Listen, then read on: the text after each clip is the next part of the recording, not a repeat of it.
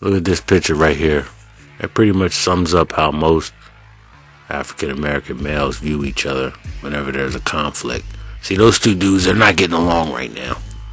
And one of them looks like he's catching the worst of it. But still, even they couldn't have, we can't talk out problems and stuff like that. It's always got to be some, and it's probably over some dumb shit too.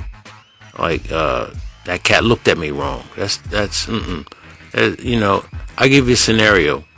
This is a true story. A couple months ago around here, they have this restaurant where there's like belly dancing and stuff like that. It's an Indian restaurant. And about 1 o'clock, I ain't never been over there, but about 1 o'clock in the morning, they were letting out.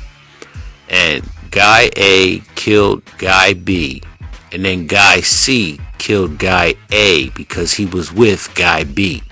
Can you follow that? I'll say it again. Guy A killed guy B because he looked at him wrong. Guy A killed guy B because he looked at him wrong. And then guy C killed guy A because he was with guy B, as like vengeance, right? And the crazy part about it is guy A and guy B were distant cousins, were related to each other, yeah. And then they were also related to me. I didn't know them. Their parents, the kids were in their 20s that did the shootings.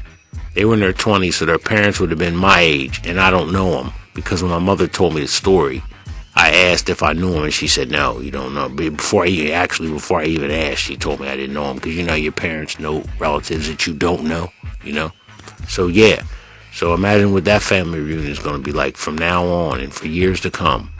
But anyway, and, you know, that comes from having to be over masculine because the women in our community are masculine.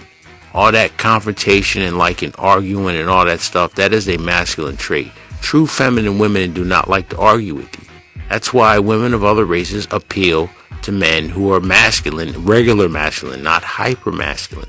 That hyper masculine stuff, that causes niggas to get their hair dyed and to be judging other dudes. Yo, man, he ugly, man. That type stuff.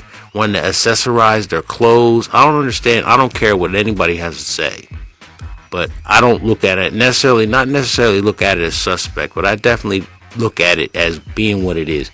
If you accessorize your clothes, matching labels, ensembles, matching, well, it's not so much matching belts or something, because if you're dressed right, you're supposed to match your belt, but matching socks and then shoes, that is, I'm sorry, that is just a feminine trait, and I'll never accept that shit as anything that I'm gonna do.